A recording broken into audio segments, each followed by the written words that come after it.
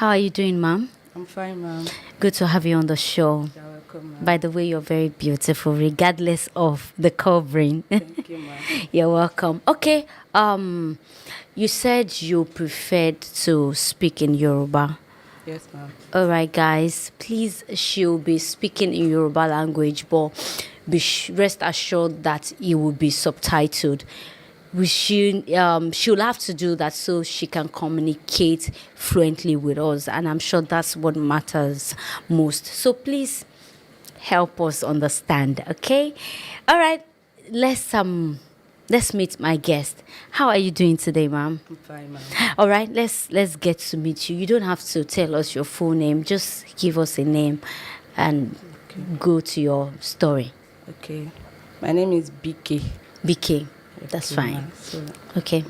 I'm 24 years old. I 24. was born in 2000, May 3rd. Okay. Then I came from a family of 7, 7. my siblings and my parents. Okay. Okay, so everything was okay, fine, until 2012. See, everything worst, more than worst, God save. I didn't expect it. 2012. Yes, ma'am. April. It was April. My dad, actually, my dad was a very nice man before. That's 2012. Mom, see, she left me at home. She went to the market, everything. Normal. First daughter. So my siblings was not at home. It's something that I can't even keep again. So I have to say it out because I just have to summon the courage to speak it out. Let me start from when I was growing up. I was a very brilliant girl. Okay. Very brilliant girl. I'm the, teacher's favorite. First, that position is first, second, nobody, first and second. So, till 2012, I have a brother, SS me. Okay. He's a sickler. So, before that 2012, I couldn't really law school because of his sickness. Okay. Really. So, what the ibi tó ti ṣẹlẹ̀ ní ibi tí mo ti mú last position in class. My mom was like, Last position. in class. It's not the mom wale kolele. She was worried. What the kí ló ṣe báyìí, kí ló ṣe gbá, kí ló ṣàwo, kìnìkan ṣe lè pẹ́ ti pọ̀ jù ní all this that. Kí la fẹ́ ṣe? Before then, Joseph, daddy mi ò ṣèyàn tó like kéèyàn máa lọ school. Okay. Kò ṣèyàn tó yẹ pé tó bá wọn kò lọ school, a máa ní gbogbo ilé ọkọ náà ló máa padà end up sí. So my mom was like, èmi ò lọ school, àwọn mi máa lọ school. Mi máa lọ school di dandan. Meanwhile, kó tẹ̀ tó dìgbà yẹn Joseph, mom sí àti daddy mi ó ti máa ń ní issue tó rẹ̀ pé ó ti affect education àwa Joseph. Tó bá kúrò lọ́dọ̀ daddy mi, a máa change the school. Instead of ká bọ́ sí another class, that same class náà la ṣe máa wà. Tó bá yá a tún máa padà lọ sọ́dọ̀ ọkọ wọn, a tún máa bẹ̀rẹ̀ school, àtẹ̀ní lọ school Joseph, àti máa wà nílé, kọ́ máa ti wá sílé. Family wa okay. Wá di ìgbà tí daddy mi stop iṣẹ́, ọkọ̀ ní àwọn òṣìṣẹ́ mọ́. I was there that day. My mom was like, kí ló ṣẹlẹ̀ tó òṣìṣẹ́ mọ́. Iṣẹ́ kí ló ń ṣe tẹ́lẹ̀? Panebita. Okay. So Èkó ló ti ń ṣiṣẹ́, Èkó Ọbalẹ́ndé ló ti ń ṣiṣẹ́. Okay. Kí ló ṣẹlẹ̀ tí ò ṣiṣẹ́ mọ́, ṣé kò sí? Wọ́n ní rárá, àwọn kò lọ síbi iṣẹ́ mọ́. Ó tẹ̀ tó dìgbà yẹn Joseph ni daddy mi ti máa kò kí n really wálé. Every 2 weeks ló máa wálé from Ọbalẹ́ndé to Owódé Ìdíròkò. Oh, okay. That's So kò kí n wálé every 2 weeks. Ebi dẹ̀ eye tó bá ti filẹ̀ ó ti tán. Èmi ni mọ́mì mi máa ń rọ́ lọ kí n máa lọ gba nǹkan àwìn. Èmi kò kí n fẹ́ lọ gbà mí, bọ́ máa ní láti lọ gba nǹkan tá máa jẹ. Ó dẹ̀ breastfeed ọmọ last born wa lọ́wọ́. Tí bá lọ.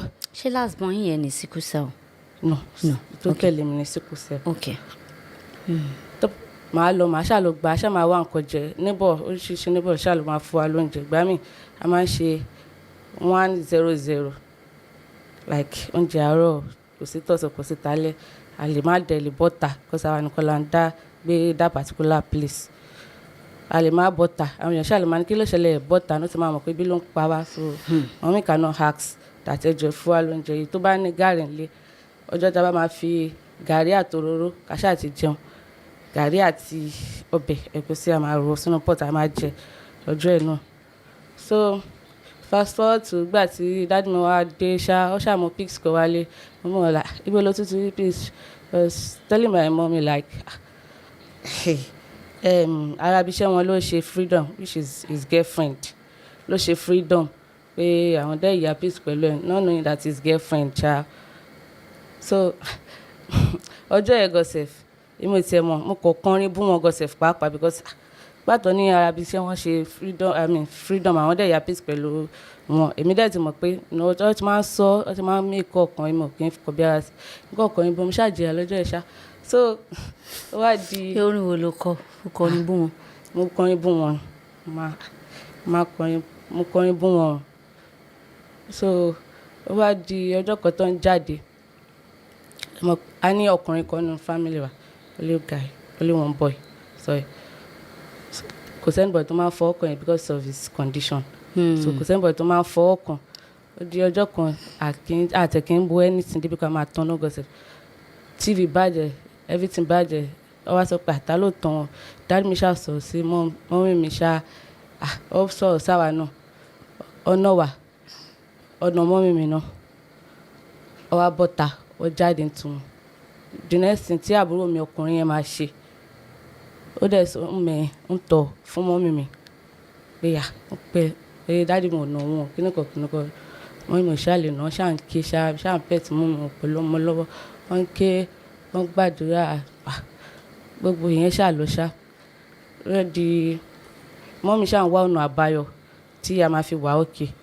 ọ̀rẹ́ rẹ̀ àpọ̀ rẹ̀ wọn kọ́ ló wá yá wọn ní owó kọ́ ló fi máa bẹ̀rẹ̀ pure water gbàyẹ̀ ló ń ta pure water 5 naira wọ́n á bẹ̀rẹ̀ business pure water nù ọjà ǹjẹ̀kẹ́ wọ́n ti lómi kúrò ní school mi ti kú torí school mi ò lọ school mo wà lé mo wá bá wọn gbé ọmọ àjọ máa lọ sọ́jà máa lọ kiri pure water at first mo kọ́kọ́ rìn pé ṣé mọ́mí lè kiri pure water ó ṣáà lọ ṣá so 50 naira ló fi sanwó school fees mi láti padà lọ sí school padà. Before that time mọ́mí ò níṣẹ́ tó ń ṣe. No, she's a full housewife because I was there that day when my mom was telling my dad that my mom was telling me that pé mo fẹ́ wá ṣẹ̀ṣẹ̀ kò sí nǹkan táwọn ọmọ máa jẹ my dad was like má ṣiṣẹ́ ṣàmójú táwọn ọmọ kò sí nǹkan tó fẹ́ ṣe ń ta kíníkan kìíní pẹ́ ṣé bí ló ń pa ẹ̀ ní.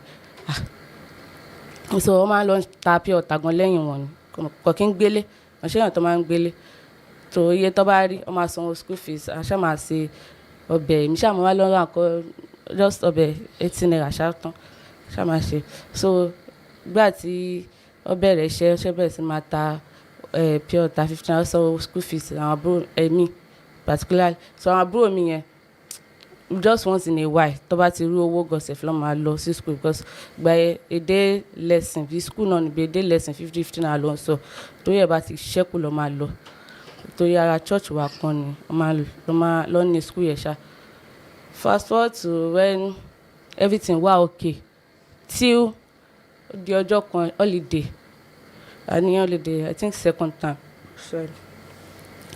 holiday ṣá ni dad mi wà nílé gba yóò tẹ̀sí stop iṣẹ́ wẹ́kọ̀ náà wọn lọ bí iṣẹ́ mọ́ so dad mi wà nílé ṣá mọ́ mi wá lé àwọn lọ sí ọjà fẹ́ lọ wà nǹkan tí a máa jẹ àwọn bómi kò sílé ọ lọ sí holiday mi nìkan mo wà nílé pẹ̀lú dad mi the next thing normal èmi àti dad mi yẹn close bó tẹ̀ jẹ́ pé kínní close àjọ máa ń sọ̀rọ̀ just normal bàbá sí ọmọ ṣá the next thing ó bẹ̀rẹ̀ sí máa fọ́kọ́ mi from ọwọ́ bọ́ọ̀sì mi gọ̀ọ́sẹ̀ ọwọ́ wọn ló gbó sí ọ máa fọ́ ọkàn yàn mí ṣe gbogbo ọkọ̀ọ̀kọ̀ bẹ̀rẹ̀ sí máa fọ́ ọkàn yàn mí fún mọ́yàn ọ fọ́ pàdé mi dáde mo ń ka storybook tẹ̀ lọ́wọ́ lórí mo like máa ka anything storybook so mo tẹ̀ kọ́kọ́ bẹ̀ pé mo ń dùn mí because mo ṣe ń gún ọyàn ni so ó ń dùn mí mo ò lè mú mọ́ra mo sọ fún wọn pé ó ń dùn mí wọ́n ní kí n pẹ̀lẹ́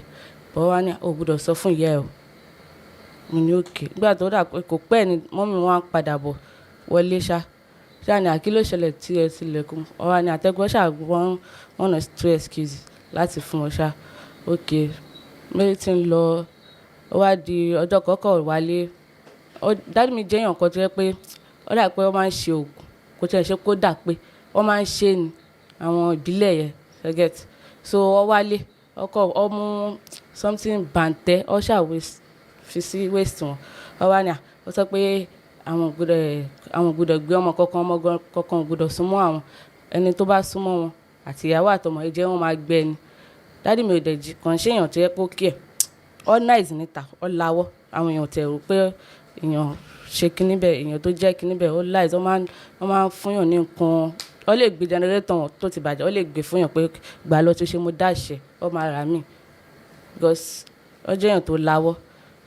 Àwa ní anybody gbọdọ̀ súnmọ́ àwọn wọ́n ṣàfi sí one chef kan àwa dẹ̀kẹ̀rẹ́ a ní home and parlour so yàrá ni gbogbo parlour ni gbogbo a máa ń sùn a máa ń gbé bẹ́ẹ̀ sí parlour àti gbà yẹn kò sẹ́ni bọ̀dù tó ṣẹ̀ bí dá láti súnmọ́ bẹ́ẹ̀ gọ́sẹ̀f. tó wá di òru kan mo máa mọ̀ sùn sẹ́gbẹ̀ẹ́ mọ́mì mi because mo mọ̀ pé ó lè tún ṣe irú nǹkan bẹ́ẹ̀ tó wọ́n máa gbà mí òru mo mọ̀ ọkọ̀ máa jì máa ṣáà mọ́ pé ọwọ́ kan fọ́ ọkàn mi lára ṣá mo wá sùn so ẹ̀gbẹ́ mọ́mì mi mo ṣáà rí ọwọ́ yẹn tọ́ bọ̀ mí ní gbogbo ara tó ń fọ́ tẹ̀ mí lára àtọyàn àti díò ṣáà pé kí ló ṣẹlẹ̀ mo wá tají ó wá ní kí n má sọ̀rọ̀ ó gbé mi fúnra àwọn gan ló gbé mi dìde ó gbé mi lọ ní yàrá ó bá mi sùn lọ́jọ́ yẹn kọ̀tẹ̀ tí penetrate kọ̀tẹ̀ tí fi ara sí like ọkọ̀ sùn lé mi lórí bí wọ́n fọ́ tẹ̀ mí. How old ló wà ń gbà yẹn? I was 12 years old. 12? Yes ma. Ó fọwọ́ tẹ̀ mí lára ó fọwọ́ tẹ̀ mí lọ́yàn. Where was your mom? She was in the parlour. She was sleeping. In the parlour So, with yes, you? Yes. Okay, with you guys, the children? Yes ma. Okay, so àwọn wá gbé ìwọ wọlé? Yes ma. Okay, go ahead. So ó ṣáà fọwọ́ tẹ̀ mí lára fọwọ́ tẹ̀ mí lọ́yàn. Mo sọ kọ́kọ́ mo tún padà lọ sùn. Okay. Tí ìyẹn lọ́jọ́ yẹn lọ tí mọ́mì mi bá wà ní kọ́rídọ̀ tó bá ń dáná tó bá fi lè wọ́n mẹ́ṣẹ́ lọ sínú yàrá tí dáàdì mi bá dẹ̀ wà ń bẹ̀ kò sí ni máa jókòó sí laps wọn máa jókòó sí laps wọn máa wọ́ mi kí n jókòó sí laps wọn even tí mọ́mì bá ní kí ló ń ṣe nu lé kínníkan látẹ̀kùn ọmọ dáàdì mi gan ló máa sọ̀rọ̀ pé àwọn ó ń bọ̀ èmi mo ránṣẹ́ meanwhile wọ́n fọ́ tẹ̀ mí lọ́yàn ni wọ́n kíìsì mi gọ́sẹ̀ pàápàá.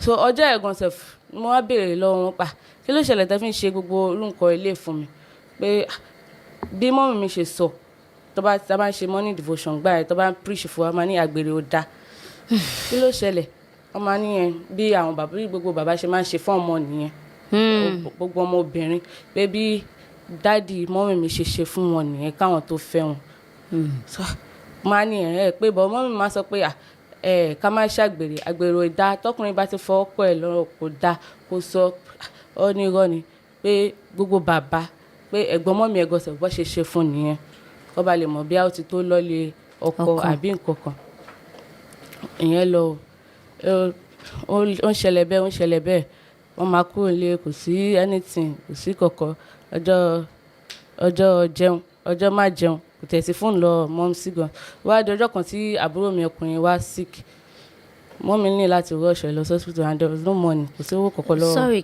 ká tó débẹ̀ yẹn ṣé ọjọ́ tí wọ́n gbé ẹ wọnú ẹ̀ was that the first time tí wọ́n máa bá ẹ lájọṣepọ̀? No. Wọ́n ti ń ṣe before that time? wọ́n ti kọ́tẹ́ ẹ mọ̀ wọ́n tẹ̀ mí lára wọ́n bí let me just call it maybe romance. Okay.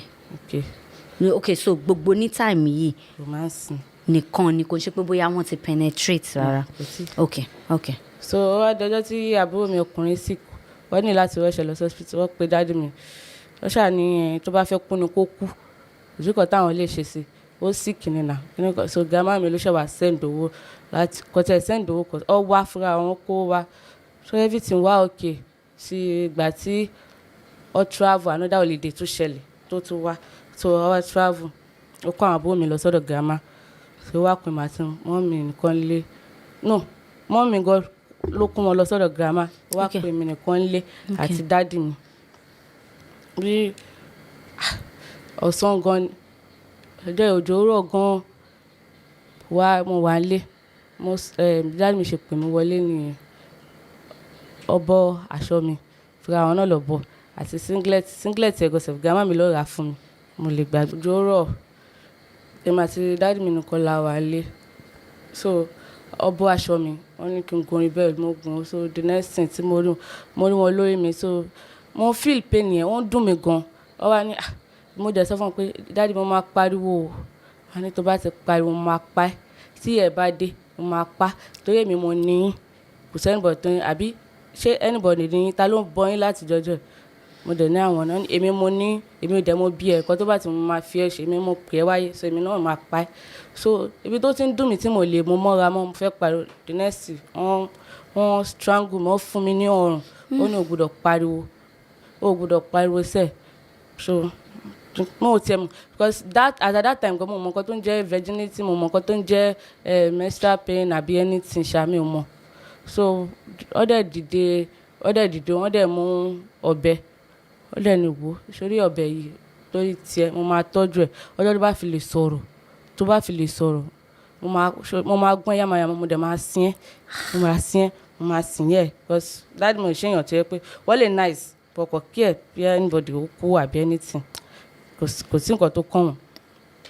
ìjọba máa sọ pé erùpẹ̀ láti wá erùpẹ̀ náà la máa padà sí. So wọ́n ní mo ti máa pa àti ìyá ẹ̀ tí anybody bá tún question mi kò máa pa àmàdé para mi torí mo ṣe máa kú lọ́jọ́ kan náà ni. So dáàdì mi jẹ́ ìdéyàn kan tó yẹ pé mo like wọn ju ìyá tó bí mi lọ́mọ lọ because kò sí nǹkan tá a máa fẹ́ tí kò ní fún mi àtàwọn àbúrò mi kò sí bó ṣe wá change ẹ mo understand mo bẹ́yà torí àìríṣẹ́ wọn ṣe bẹ́ẹ̀ fẹ́ ṣe anything. So nígbà yẹn gan sef wọ́n ní àbúrò kan dàpọ̀ ní case lawyer kan I don't know. So bí dáàdì mi ṣe jẹ́yàn tó yẹ pé ìtìbílẹ̀ nu bí ẹ̀mí wá wò pé òkè bí ọ lọ bèrè sọ wá ní òkè bí ọmọ wọn ni kọ́ lò àtàdẹ́nu tí mò ń rò. So ṣé èmi lọ́wọ́ ẹ̀ kọ́ fi ṣe kínní ni èmi ṣàlọ́mọ mi ṣáà. So fast forward to pé gbà tí everything since then after then go sef wọ́n ṣe máa ń ṣe ọjọ́ kan bọ́ pátákó fọwọ́ rò mí nídìí lóru máa retí kí mọ́mí mi tẹ̀ dìde ẹ̀ tẹ̀ tají ẹ̀ tẹ̀ rúnra kò tẹ̀ ní ṣe kankan gọ̀sẹ̀ ọkọ̀ máa sùn àwọn àbúrò mi gọ̀sẹ̀ kò sí wọ́n máa sùn kẹ́ni bọ́ tẹ̀ tají kọ́ tẹ̀ gbà mí lọ́wọ́ bàbá yìí kò sí kankan. Everything ń lọ bó ṣe ń lọ kò sí anybody tí mo fẹ́ sọ fún kò ṣáà lọ wọ́n wá di ọjọ́ kan tí dà pé mọ́mí ò lè tèkẹ̀ mọ́ pé kì í yá ayé ti pọ̀ jù wọ́n wá ní káwọn lọ sọ Èkó ọ̀rọ̀ grandma mi kọ́ lọ ṣiṣẹ́ o àwọn dẹ̀ máa wálé nígbà báyìí àìlọ èmi àti wọ́n tiẹ̀ lọ àdìgbà tá a ti lọ ẹ̀ mo wá sọ fún mọ́mí pé mọ́mí mi béèrè lọ́wọ́ mi pé ṣé ká padà lọ sí ọ̀dọ̀ bàbá ẹ̀ àbí ká má padà ẹsẹ̀kẹsẹ̀ mo tẹ̀jọ́ kọ́ sọ̀rọ̀ tán mo ní mi ò lọ ẹ lè fi mí lẹ̀ bọ́ mi ò lọ. Everything wà okay títí di ìgbà tí wọ́n ti fi mí sẹ́nu iṣẹ́ mo ti bẹ̀rẹ̀ school gbà mo ti kọ́kọ́ ka JS1 ní ọ̀dọ̀ dáàdì mi so a wá padà wá sí Èkó mo tó repeat JS1 everything wà okay títí di ìgbà tí mo bẹ̀rẹ̀ iṣẹ́ wọ́n ní kí n lọ kọ́ṣẹ́ bébí nìkan mo máa wà lé àti grandma pé kí n lọ kọ́ṣẹ́ since mo ti bẹ̀rẹ̀ school mo kọ́ṣẹ́ tí wàá di pé ó ti ń lo 1 year 2 years ó mà tí mọ̀ ṣe kí ló ṣẹlẹ̀ kí nìkan èmi mọ̀ mo tútù ẹ̀ ti wọ school during the 1 year 2 years because mo ti wọ JS1 mo gba result wálé mo sì béèrè pé kí ló ṣe ẹ́ báyìí ìwọ tí mo máa ń gbé first wálé kí ló ṣẹlẹ̀ she was worried ọjọ́ nínà ọjọ́ òkè dìde ó yá ọ máa jí mi lóru èmi dẹ̀ kẹ́ right from time mo bọ́ ṣe ń kàwé because anything tó bá tẹ̀ ti explain fún mi mo ti understand already mo bọ́ ṣe ń gbéwèé pé òkè kí n máa kàwé kò mọ́ mi lára kí ló ṣe ẹ́ ọ máa jí mi lóru ẹ̀yà jẹ́ àkàwé jẹ́ àṣekínní kankan mọ́ mi lóòótọ́ kò lè kàwé o but wọ́n understand mathematics ó ṣe é lè ní kò yẹ ẹni tó bá ti rí example wọ́n máa ṣe ìyókù fún ọ máa ṣe kò tẹ̀ sí kankan tó máa wọrí okay mo ti gbọ́ ó lè dọ́jọ́ kejì mo lè ní okay mo ti understand ó lè dọ́jọ́ kejì kó wá béèrè kò sí kankan orí mi kò dọ̀tà kò sí kankan lórí mọ́ kí ló wá ṣe ọmọ yìí báyìí wọ́n sọ fún grandma wọ́n sọ fún àǹtí mi pé mo mọ̀ nǹkan tó ṣe ọmọ yìí o mo bí mi dá kí n bọ́ta ojoojúmọ́ màá wà nílé màmá kàwé after school pé kì í kọ́ tẹ́ ṣe lénìí ṣe fún mi so everything lọ bẹ́ẹ̀ okay hoping that mo tẹ̀ máa mọ̀ torí mi gan sef mi ò like bí mo ṣe wà ní class because mo máa wà ní class mo ní lè sọ̀rọ̀ àbí mo ní lè náwó sókè ìyẹn náà ti ń bá fún mi back there but èmi kọ́ rò pé just normal tí wọ́n máa tó lọ kọ̀ọ̀kan bẹ́ẹ̀ ṣá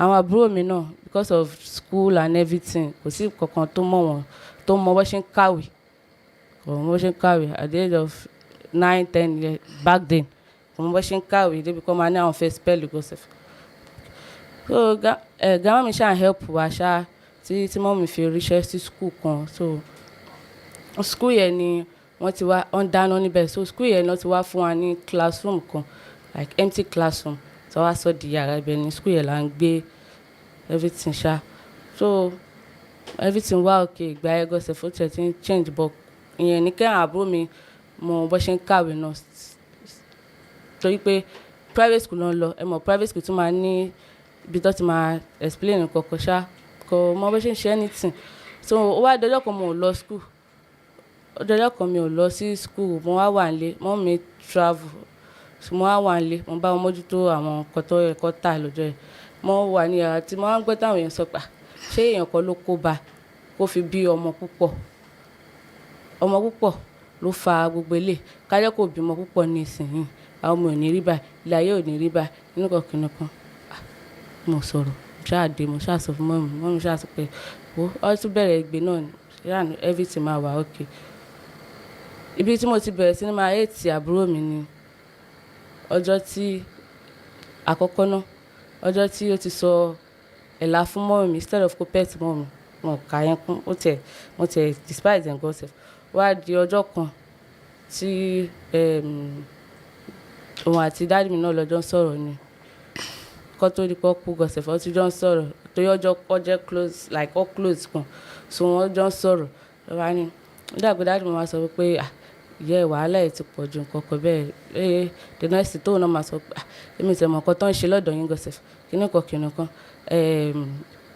ṣèbí yẹ kí ẹ fi wọ́n lẹ̀ sọ́dọ̀ gàmà ní kí lè ṣẹlẹ̀ lápò dáàdì mi wá ọwá bẹ́ẹ̀ pé kíkà padà wá sílé so mo mọ̀ nǹkan tó ń ṣe god sef ṣé ẹ tún wá padà wá láti wá bẹ̀ wọ́n padà ní àbí nǹkan kan ó yẹ kí ẹ fi wọ́n lẹ̀ sọ́dọ̀ gàmà kí màá ti máa lọ́lé okay mo gbọ́ gbogbo bó ṣe ń sọ̀rọ̀ mi ò sọ kankan lójúmọ́ mo máa fi ń ké àtìgbà tí dáàdì mi ti ṣe kíní yẹn fún mi mo kì í really get ara mi as pé okay èèyàn ní mí ọjọ́ kí n má rọrùn sùn mo kàn lè lajúlẹ̀ òkè kíkan má rò ọjọ́ kí n máa ké kí n fi gbogbo òru ké mo lè máa rìn lórí títì ikọ̀ máa ṣe bí ẹni tí kí n máa dá sọ̀rọ̀ kí n máa ṣe bí ẹni tí bí pé mo ti ń ya wèrè díẹ̀díẹ̀ kí ló ṣe tó ń dá sọ̀rọ̀ báyìí máa ní kò sí ọjọ́ tí màá mú nǹkan mo lè mú nǹkan kíkọ̀ fẹ́ fi yára mi tútù pé kíní yẹn mo ń rò jù ọjọ́ tí bá ti ń lọ school tí màá ti fẹ́ kó màá mọ̀ fẹ́ kó sí ẹnu mọ́tò àbí kíkọ̀ gbé ẹsẹ̀ mi sí bí táyà mọ́tò kó tẹ̀ mí mọ́lẹ̀ kí tẹ̀ gbàbẹ̀ lọ́pọ̀ kíkọ̀ kọ̀ tẹ̀ para mi because ẹnu wo lọ́ máa fi tó máa rò pé ẹnu wo mo fẹ́ fi sọ fún ìyá yìí pé nǹkan báyìí lọ́kọ wọn ṣe fún wọn bíi pé mò ń bá wọn fẹ́ ọkọ ọmọ wọn àti ọkọ wọn ọjọ́ ẹ̀ náà ọjọ́ kíkọ̀ wà ń lé. so ìgbà wo ni ó wá sọ fún mọ́mí ẹ̀. yìí.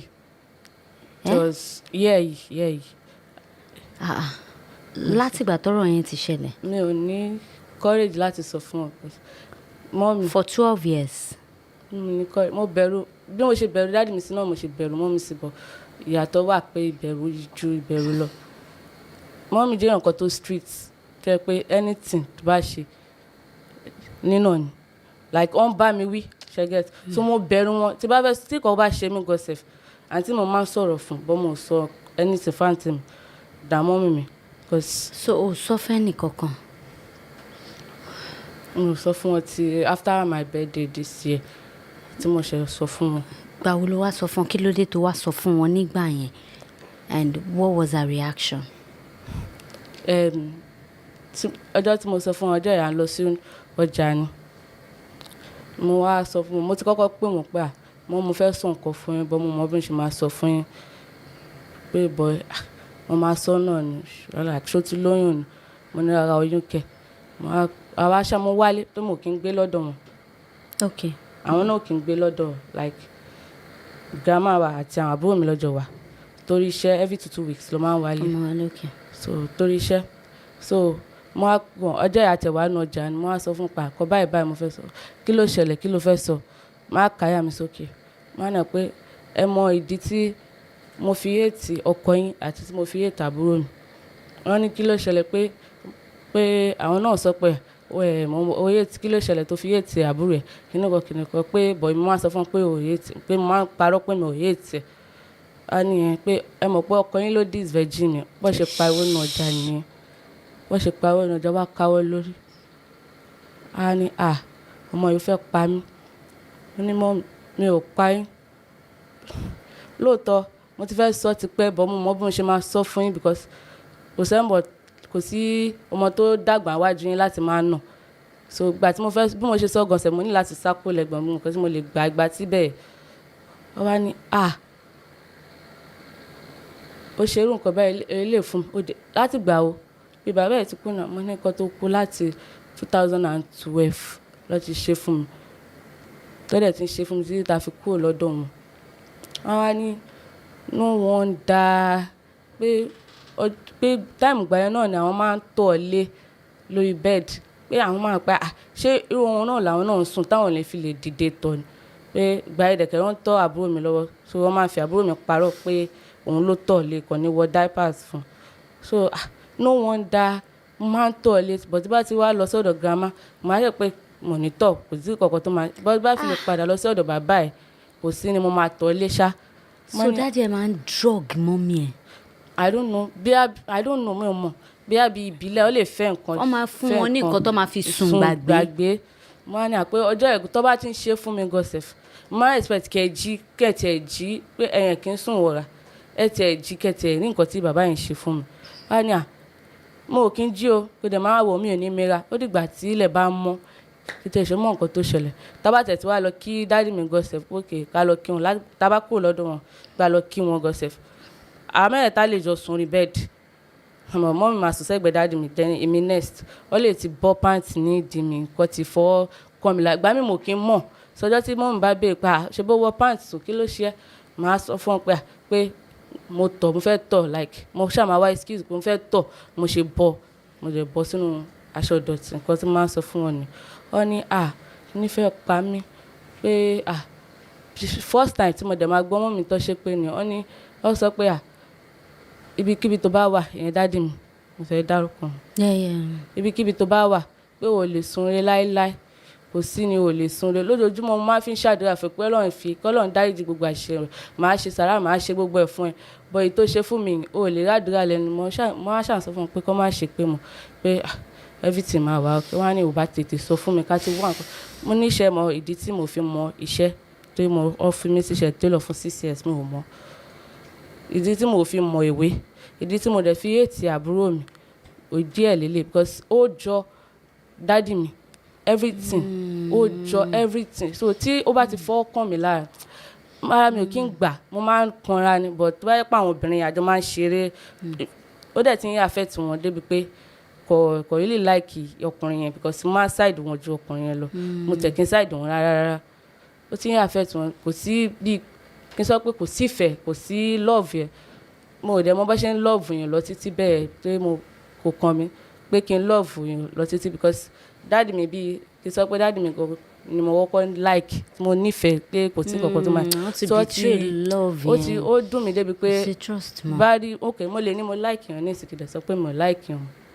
so tó bá tí àbúrò mi bá fọwọ́ kàn mí ó máa ń rí mi lára kó má sún mọ́ mi ó máa ọjọ́ kan tá à ń ṣe family visit tó ṣẹ́ mi ṣáàṣì ní ma the next thing bí wọ́n fẹ́ hug mi mo ti dànù pé wọ́n mi gan bá mi wí so inú ọjà ṣàníyàn pé mo rí bẹ́ẹ̀ o bá lè sọ fún mi kí o ti pa mí sáyé ta ni mo fẹ́ sọ fún ta ló wá sọ fún mo ní mo sọ fẹ́ nìbọn pé ẹ̀yin náà nìkan máa wọ́pọ̀ sọ fún wọn ní mo dínú pé ọ̀dájú ọmọ ni mí mo dẹ̀ ní mo mọ̀ pé mo dájú gan but kò sí nǹkan tí mo fẹ́ ṣe mo bẹ̀rù yín débi pé mo lè wojú yín kí n sọ fún yín pé nǹkan tí ọkọ yín ṣe fún mi pé nígbà tí ọkú concept tí mo lọ sí north lọ sọ́dọ̀ family dáàdì mi ní north bó ṣe ń blame yín pé kájẹ́ ò fi dáàdì mi lẹ̀ dáàdì mi ò bá máa kú gan sí mo yẹ kí n ti sọ̀rọ̀ pé ìkọ̀ báyìí ló ṣẹlẹ̀ but nǹkan tẹ́yìn tí mọ̀ sí wọ́n máa dàbí pé kínní.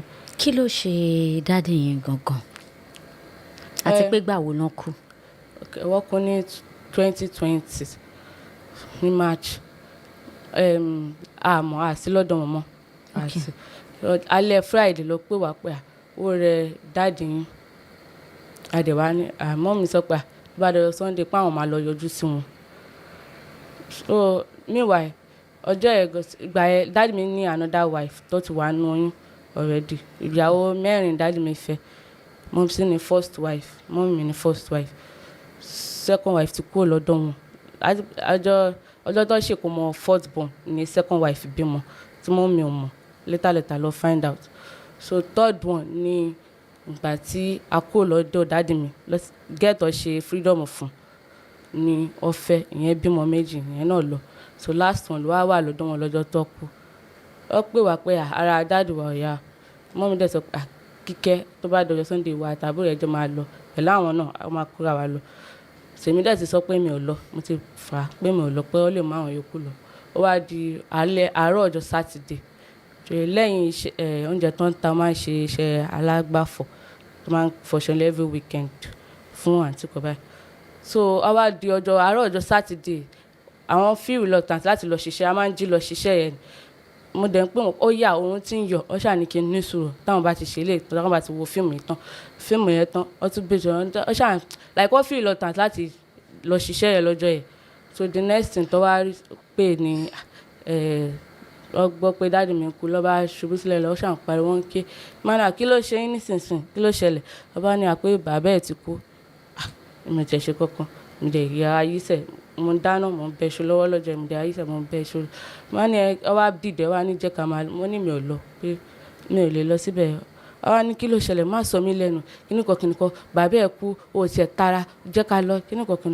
mọ̀ káwọn ibi bàbá ẹ̀ máa wà ń bẹ̀ mo ṣáà ni mo lọ ọ ṣáà fà mí aṣáàwọ̀ṣà aṣáàdébẹ̀ ṣá àwa débẹ̀ lọ́ba ní pé that particular Saturday wọ́n jẹun wọ́n dáná fúnra wọn jẹun wọ́n jáde so ọ̀dọ́rẹ́ wọn tó wá lọ́ọ́ ti fún wọn poison bí i drink àbí anything wọ́n wá délé lọ́ọ́ kó ẹ̀jẹ̀ lọ́ọ́ paralyze láàpọ̀ wọn ni wọ́n fẹ́ lọ mú ewé tó sáré máa jẹ torí ẹ̀ mọ̀ pé mo sọ pé ìbílẹ̀ ni so pé wọ́n fẹ́ lọ mú ewé tó máa jẹ so tó máa fi kílò rẹ̀ lè paralyze ni wọ́n kú so later I wá find out pé ìyàwó wọn last ìyàwó tó wà lọ́dọ̀ wọn ó mọ̀ ń pa ikú wọn pé mo ti jọ plan ni because gbogbo bá ṣe ní ká lọ sí wọn ká lọ ṣe pé ilẹ̀ tó rà àmọ́ kò sẹ́nìbọ̀ tó mọ ibi tó rà lẹ̀ sí pé òun ló mọ̀ pé ibẹ̀ ló wà tẹ́lẹ̀tẹ́lẹ̀ ló sọ pé òun mọ̀ bọ̀ nígbà tó ní ká lọ sí wọn tó gbọ́ pé ká lọ sí wọn síbẹ̀ wọn á ní àwọn mọ̀ mọ́ ṣáà lọ sí wọn sí Jẹ́bú-Ṣá.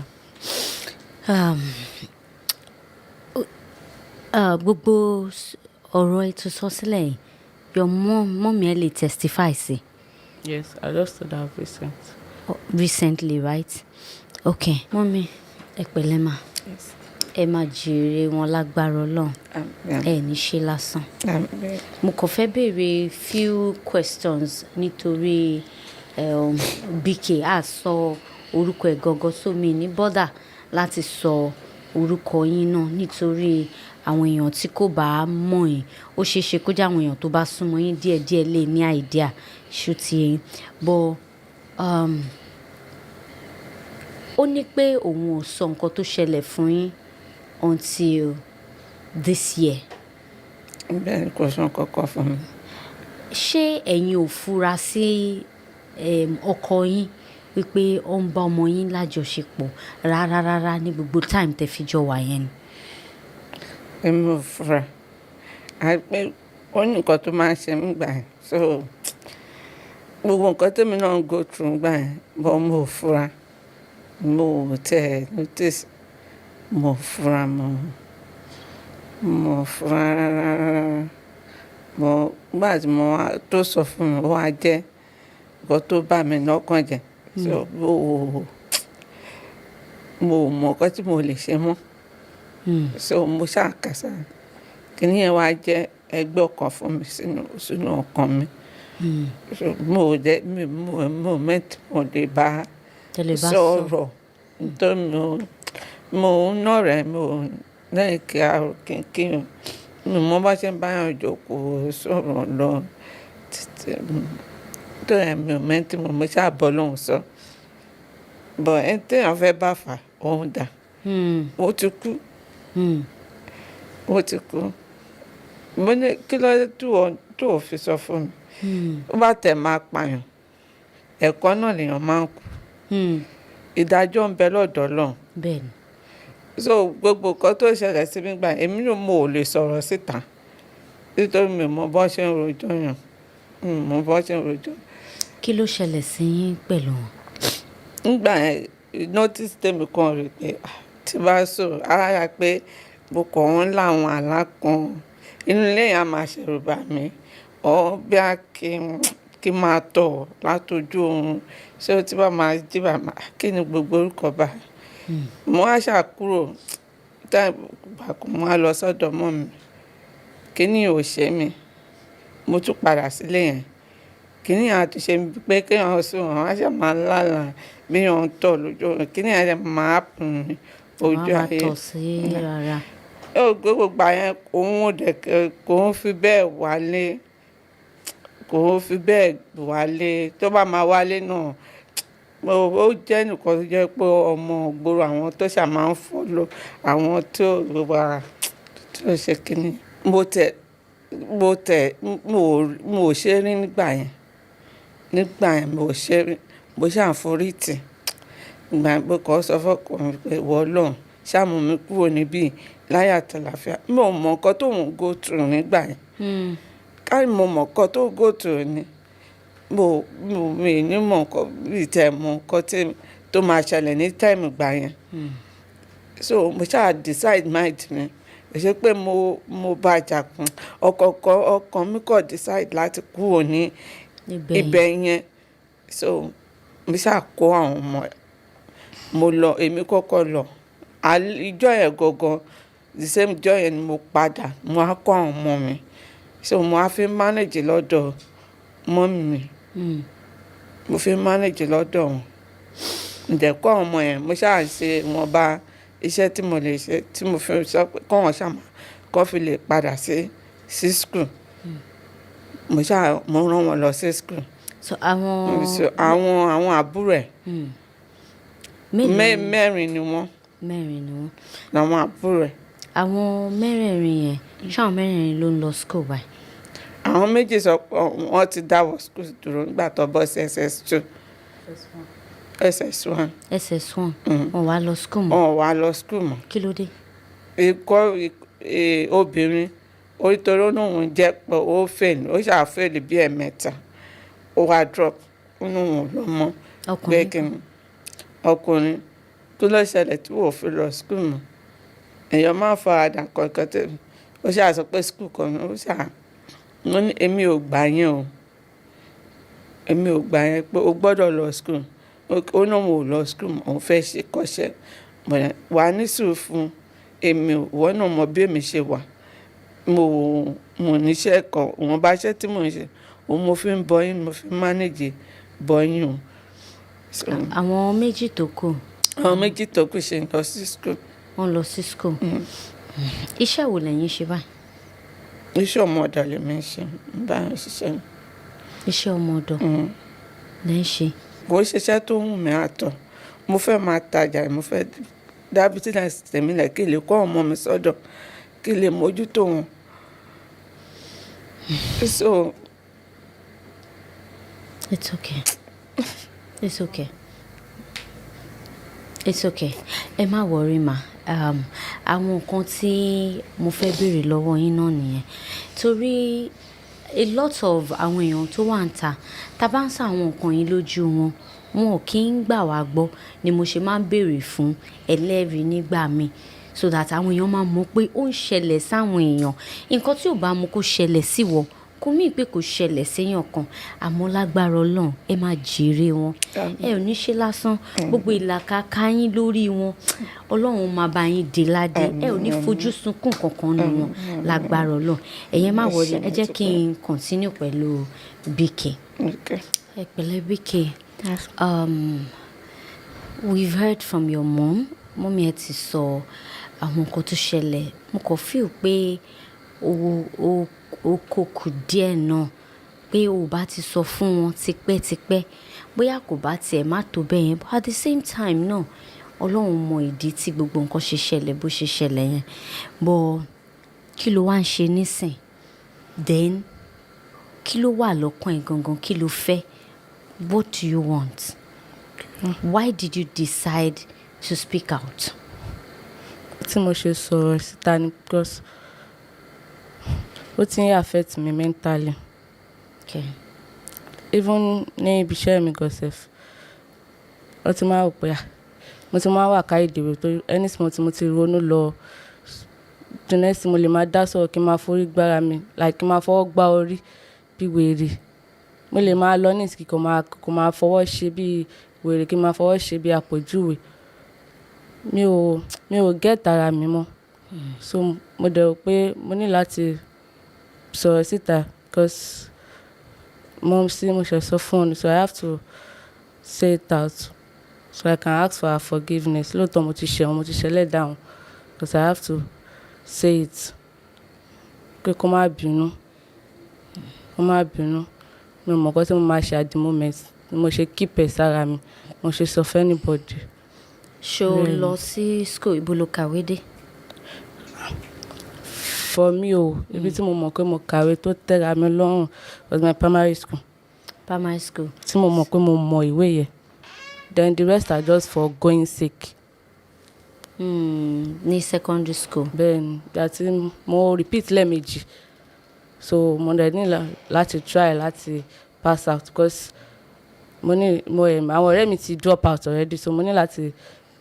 want to pass out. drop out. or drop out of school. or drop out tajọ́ ń rìn.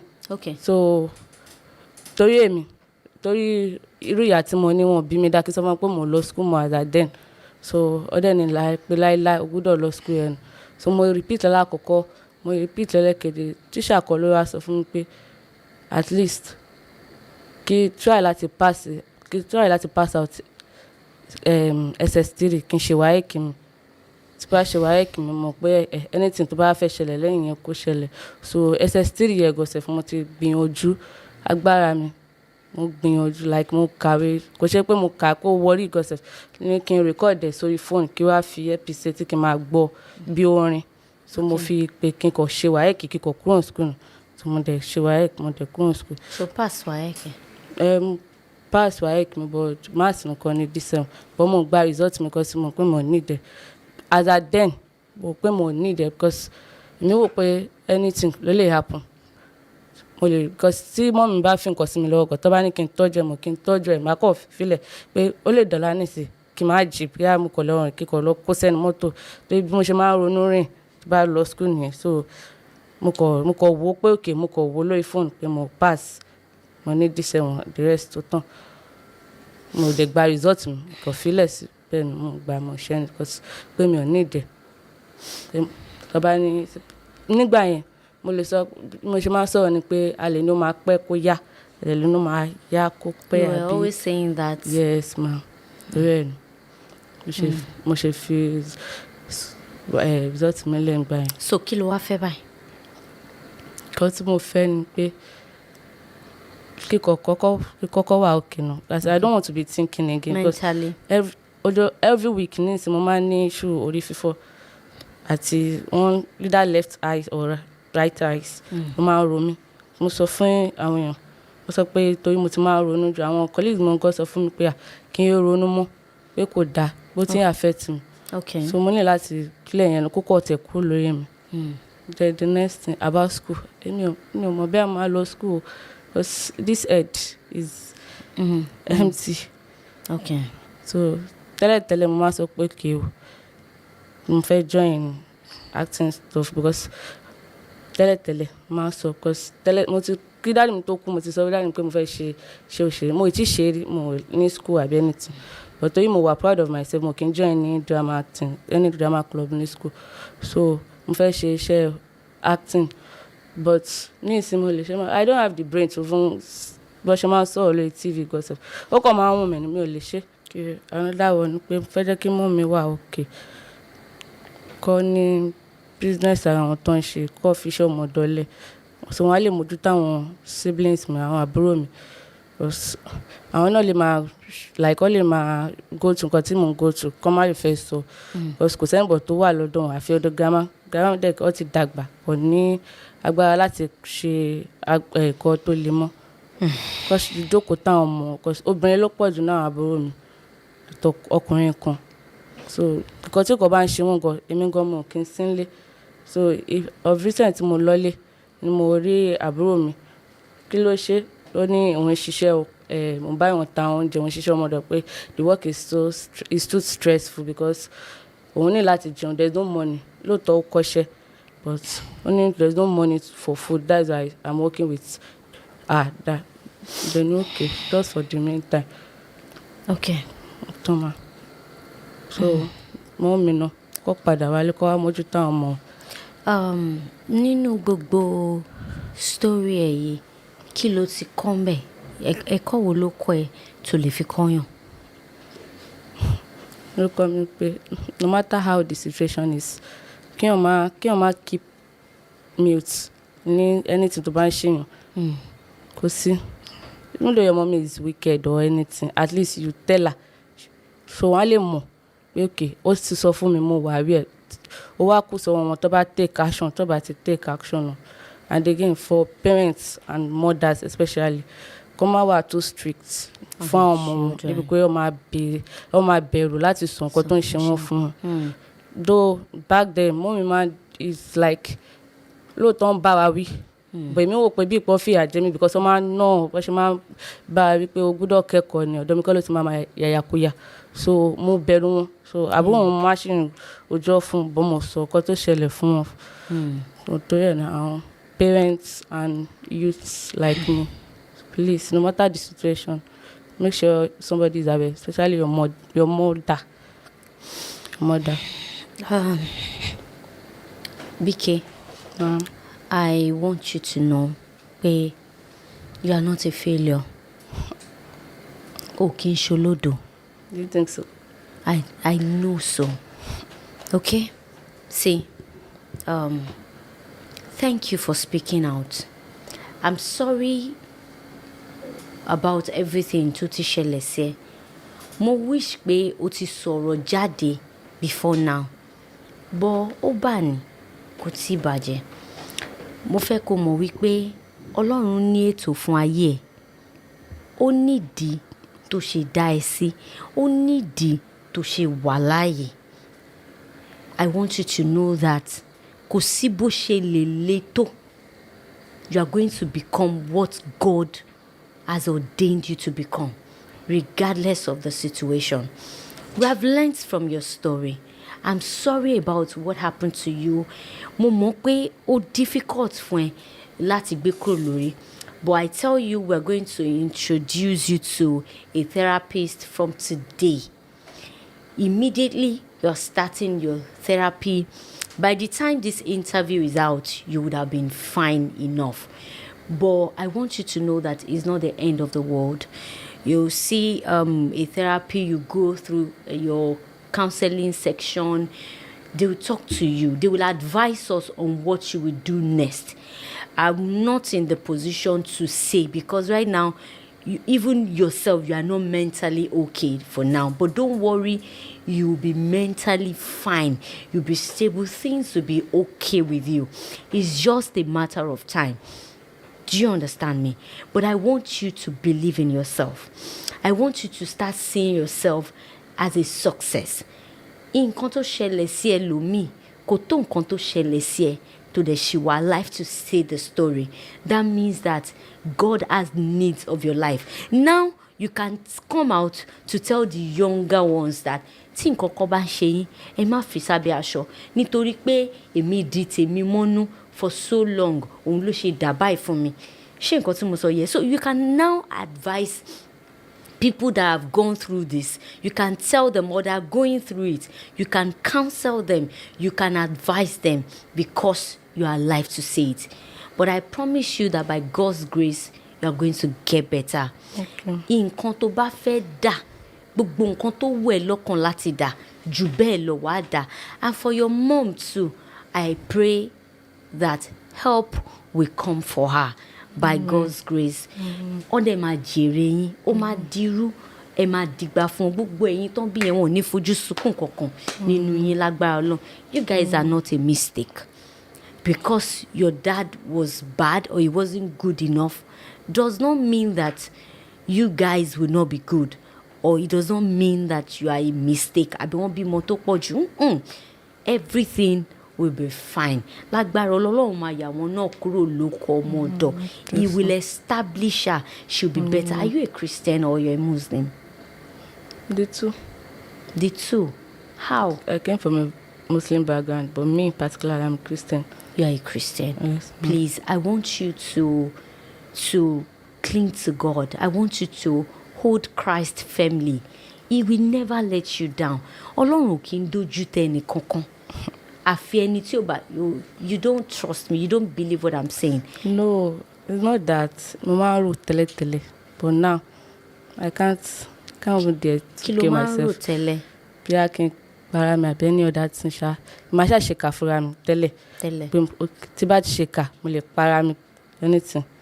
But now, mo lè ṣe because èmi ni, let me just say, lẹ́yìn Ọlọ́run èmi ni Pomilero tó di family. Thank you. I love the fact that you're changing your mindset gradually.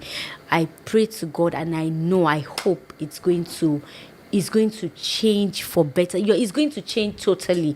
You're going to get better. See, olórí ni ẹ́, ò ní dìrù. You are the head, you will never become the tail. You're going to do well. You're going to do exceptionally fine.